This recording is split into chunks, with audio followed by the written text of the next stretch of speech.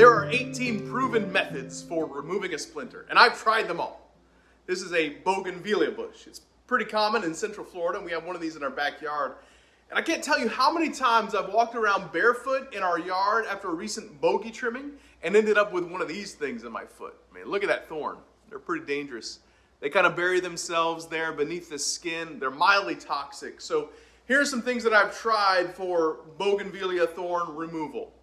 Tweezers and a needle are inevitably part of the solution. Some people have suggested that in order to draw the splinter to the surface, you might try a banana peel. Something about the peel that pulls out a splinter. Similarly, Epsom salts. Now I've done that, and that usually helps draw the splinter to the surface.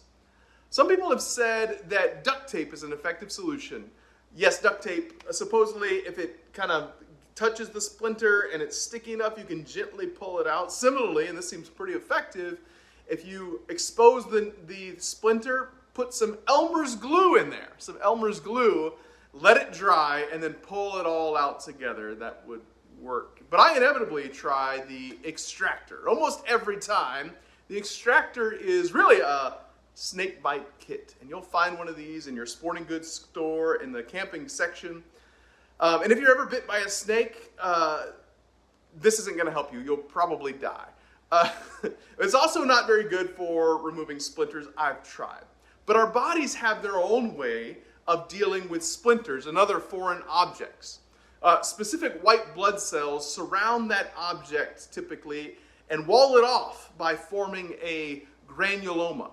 And that wall around the foreign object, if it's infected, will keep that infection from spreading to other parts of the body.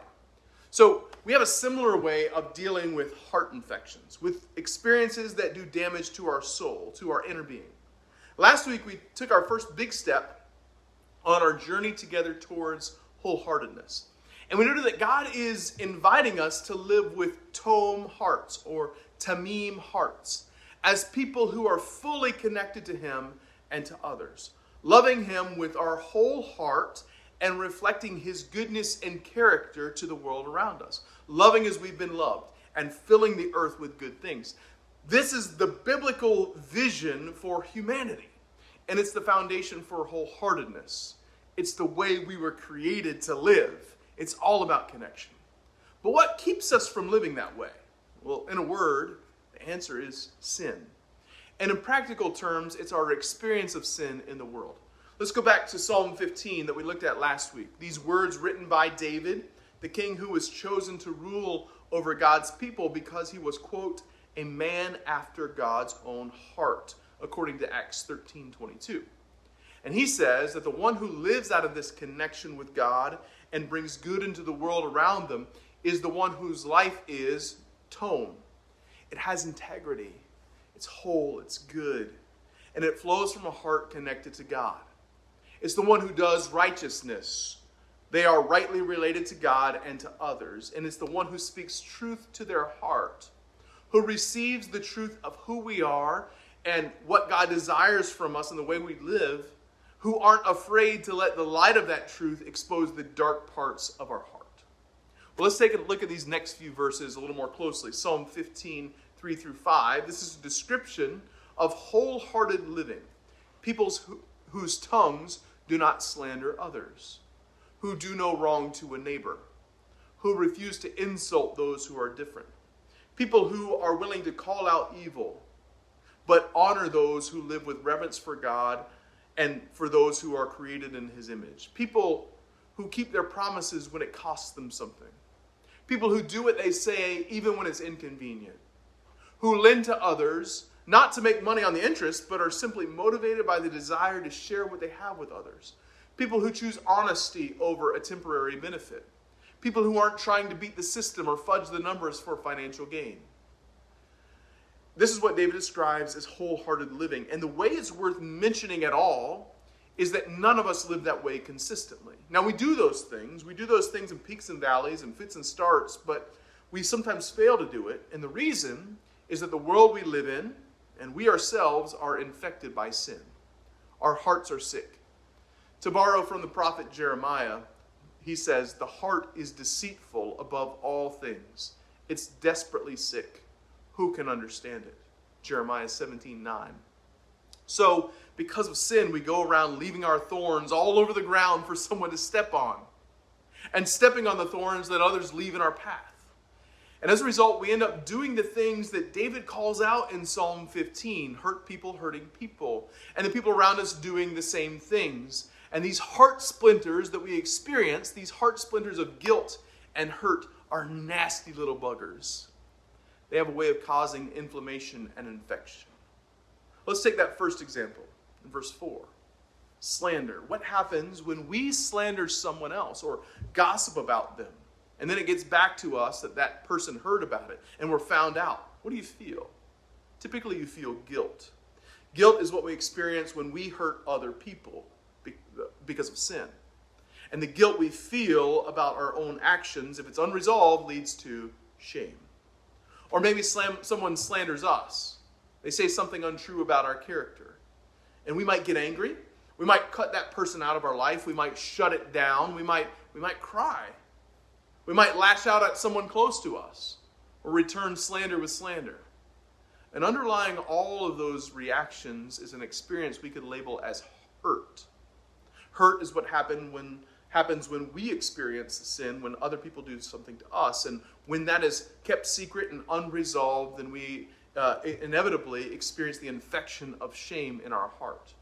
This thorn of guilt or hurt wedges its way into our heart, and the resulting infection is shame. Shame has a way of spreading. So rather than letting that experience infect the rest of our heart, we might take it and separate it out from the rest of our heart and wall it off like some kind of spiritual granuloma so that it doesn't infect the rest of our being. Or maybe you've been misunderstood and misjudged, labeled by someone in a way that seems unfair. And that's called hurt, when others sin against us in that way. Or you judge someone else based on a skewed perception of them and half-truths, and immediately realize when you share that with someone else that it's not cool, and you, as a result, feel guilt. But rather than resolve those things and confess them and experience potential forgiveness through repentance, we just separate it out. We'd rather ignore it, not deal with it, and wall that off from the rest of our heart. Or maybe you feel taken advantage of or hurt. Or you take advantage of someone else and you take something from them that isn't yours to take. And they pay the price. You benefit.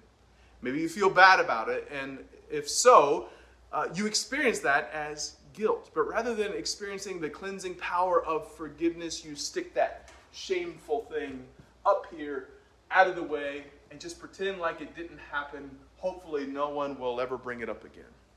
And what about when evil has its way in the world and justice is ignored or dismissed?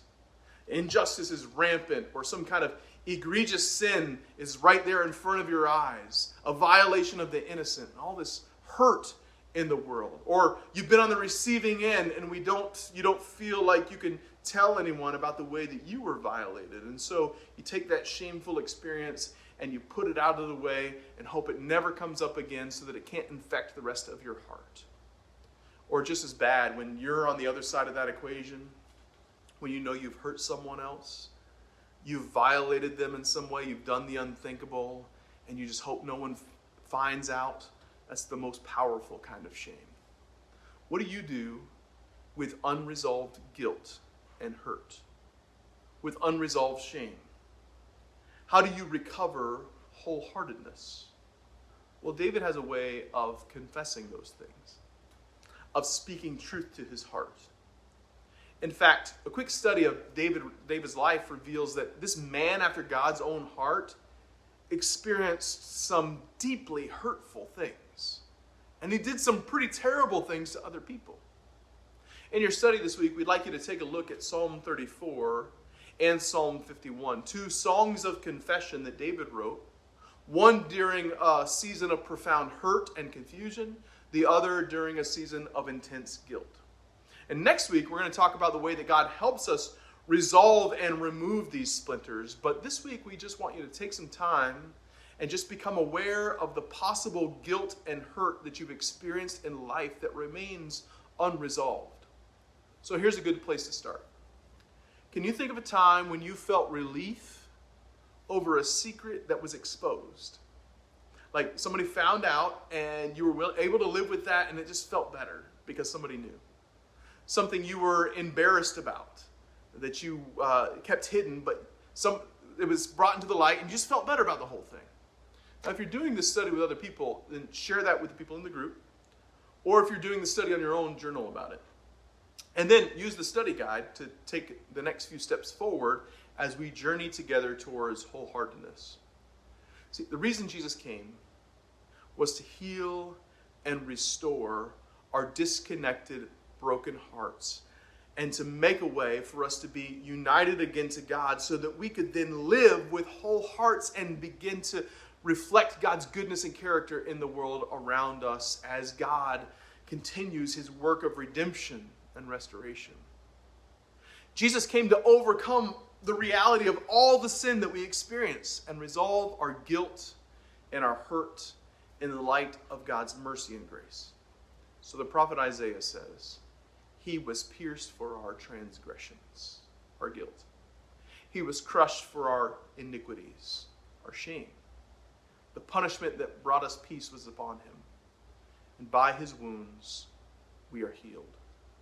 We all, like sheep, have gone astray.